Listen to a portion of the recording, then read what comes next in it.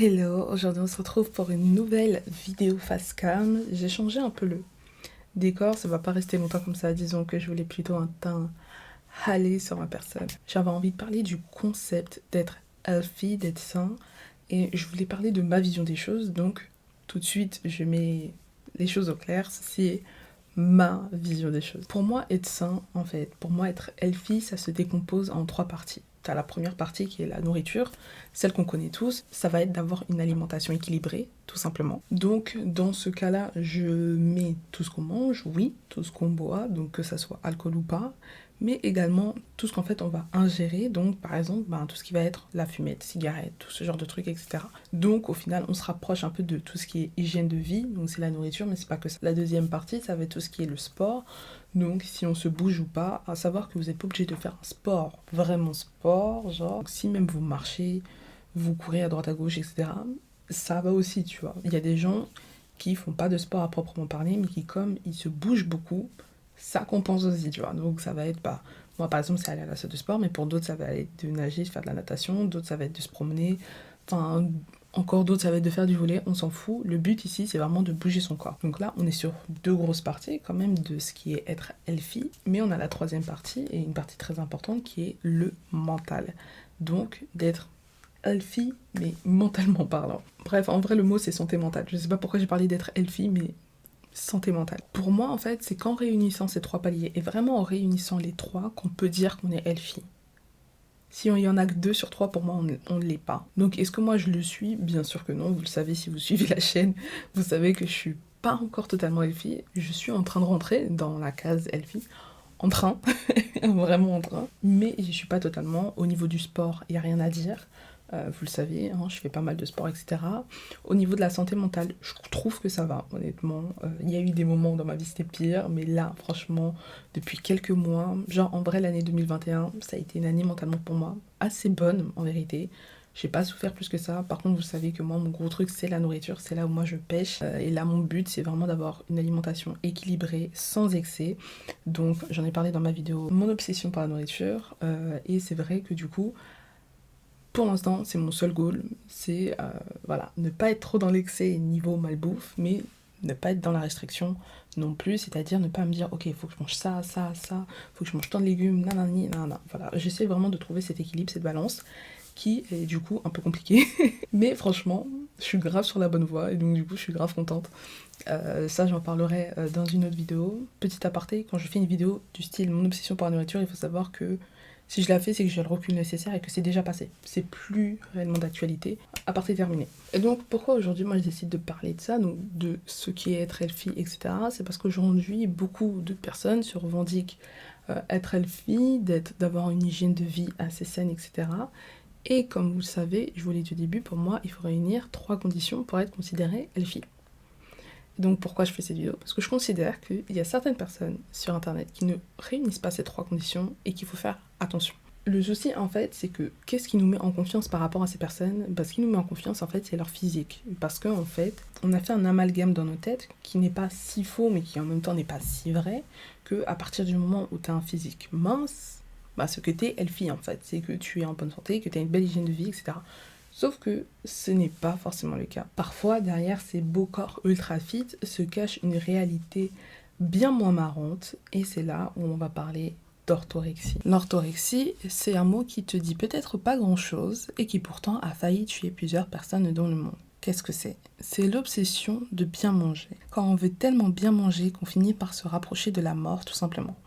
Cela peut paraître absurde et pourtant il est bien réel. On entend souvent parler de boulimie ou d'anorexie, mais moins de cette maladie qui est déjà peu détectable, mais qui en plus en devient presque invisible tant cette attitude est acceptée dans notre société. L'un des premiers symptômes, ça va être de suivre des règles très strictes, des règles très contraignantes pour baisser au plus bas en fait tout ce qui va être notre consommation de sel, notre consommation de sucre, notre consommation de gras. Ici je parle pas de si on a une maladie qui nous veut de nous de pas manger de sucre ou de sel, je parle si globalement on va bien. On va classer les catégories par sain et malsain, et ça c'est vraiment l'une des pires choses qu'on puisse faire en vérité, c'est vraiment de dire ça ok c'est bon, ça c'est pas bon du tout, c'est interdit pour nous, etc. Ça va être obsédé par l'aspect qualitatif des aliments, ça va être passer des heures à optimiser en fait le régime alimentaire, se contraindre et voilà, bon, t'as t'as capté l'idée. Et on voit de plus en plus de personnes commencer à parler de cette maladie, etc.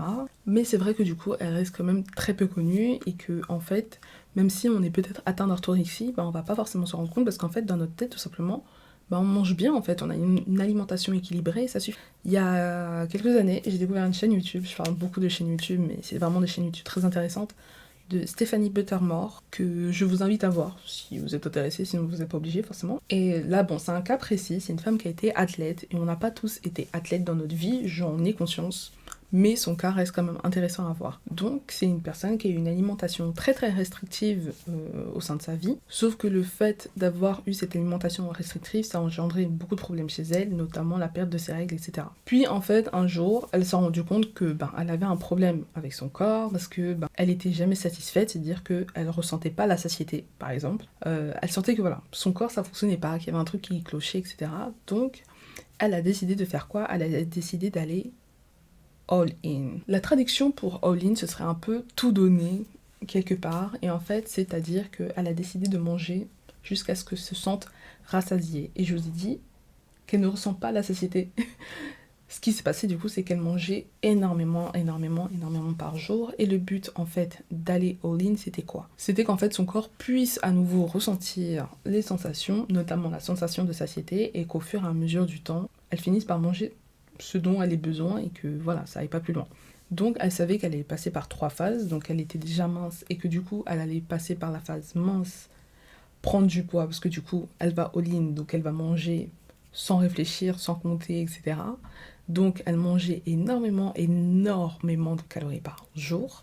Ensuite elle allait rencontrer une phase de plateau, ça veut dire qu'elle allait tout simplement juste arrêter de grossir, et enfin son poids allait rebaisser parce que du coup elle aura mieux apprivoisé son corps tout simplement, et c'est exactement ce qui s'est passé, sauf que ce qui s'est passé c'est que ça a pris 1 an, et il faut avoir les épaules pour, surtout quand tu viens du milieu du fitness, pour grossir tout simplement sur YouTube.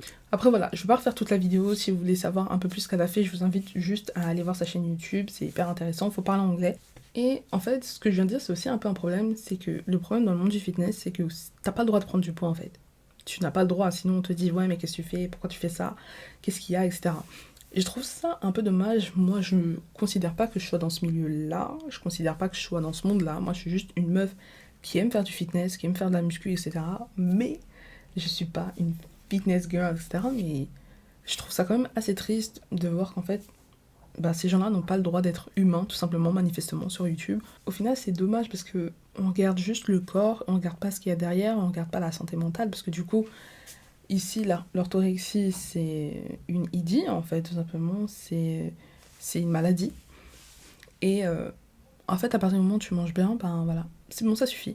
Ce qui va changer, en fait, surtout, ça va être l'intention. Ça veut dire que si vous mangez correctement, mais que ça vous fait plaisir de manger correctement, et que vous n'avez pas l'impression de vous restreindre, etc., tant mieux. Le problème, c'est si vraiment vous allez commencer à vous dire « Ok, il faut que je mange comme ça, je vais me restreindre sur ça, comme ça va m'apporter tel résultat, etc. » C'est là où ça peut devenir dangereux. Et ça va vraiment être l'intention derrière. Et donc, pour prendre un exemple, il y a une différence entre manger une banane parce que vous avez envie de manger une banane, et manger une banane parce que vous vous dites « Si je mange le chocolat là, le chocolat ça va m'apporter tant de calories, ou ça va être comme ça, donc vaut mieux que je mange la banane. » Et en plus, la banane, vous voyez le délire. Mais du coup, comment on peut éviter de tomber dans ce piège-là? À savoir que moi, j'ai jamais été orthorexique, mais j'ai failli tomber dans le piège de l'orthorexie quand j'ai commencé le fitness, parce que du coup, quand j'ai commencé le fitness, j'ai commencé à regarder tout ce que je mangeais, je pesais tout ce que je mangeais. Enfin, vraiment, ça devenait limite une obsession. Peut-être que j'étais orthorexique, en fait. Je ne sais pas, je pourrais pas dire. J'ai pas envie de m'inventer une maladie aussi. Mais en tout cas, je me rapprochais de la définition. À savoir que c'est des conseils que je donne, mais qu'après, si vous êtes vraiment malade, forcément, je vous invite à consulter quelqu'un. Malheureusement, tout ce genre de maladies, c'est pas forcément des maladies simples. J'en ai déjà parlé dans une autre vidéo, où par contre, je vous parlais du fait que je souffrais de binge eating. Et du coup, moi, je peux vous parler de mon expérience avec le binge eating. Je peux pas vous parler de l'expérience avec l'orthorexie parce que du coup, j'en ai pas fait, du moins pas aux dernières nouvelles. Mais c'est quand même des conseils que je vous donne. Mais je le répète, si vous pensez souffrir d'orthorexie, pensez à consulter. Maintenant, on peut y aller. La première chose à faire, ça va être de désacraliser la nourriture, et donc en fait d'arrêter de voir la nourriture comme bien ou mal, et juste de voir la nourriture comme elle est, c'est-à-dire de la nourriture. Et donc un aliment qui va nourrir votre corps pour que votre corps puisse fonctionner. Et ça va être vraiment la première étape, et je pense que au-delà de l'orthorexie, on devrait tous faire ça. Moi, je sais que j'ai un peu struggle avec ça, j'ai un peu galéré à me dire qu'en fait, ça c'est pas de la nourriture bien, ça c'est de la nourriture bien, donc il faut que je mange ça. C'est vrai que quand on est dans une démarche soit de perte de poids ou de prise de poids, peu importe que ce soit dans un sens ou dans l'autre, du moins quand ça touche à notre corps, c'est vrai qu'on a tendance à catégoriser les trucs en bien, en mal, et il faut d'abord commencer par ça, donc désacraliser la nourriture. Ensuite, la deuxième chose, ça va être d'écouter son corps. Si vous pensez que vous avez faim, mangez. Si vous sentez que vous n'avez plus faim, arrêtez de manger. Parfois, c'est très simple. Ne vous arrêtez pas parce que vous avez un objectif en tête. Pensez à votre santé, à votre corps, et donc si votre corps vous envoie des signaux qu'il a faim, mangez. Enfin, la troisième étape, ça va être tout simplement de faire son sport un loisir, bouger. Tout simplement, on va faire très très simple, juste bouger. Après, la manière dont vous bougez, on s'en fiche. Je tiens à refaire un disclaimer, si vous pensez souffrir d'orthorexie, surtout allez consulter, allez voir un médecin. Je ne suis pas un médecin, je le redis encore. Je vous remercie d'avoir regardé cette vidéo. Si vous avez apprécié cette vidéo, je vous invite à regarder ma prochaine vidéo qui s'affiche juste ici. Et nous on se retrouve bientôt pour une nouvelle vidéo.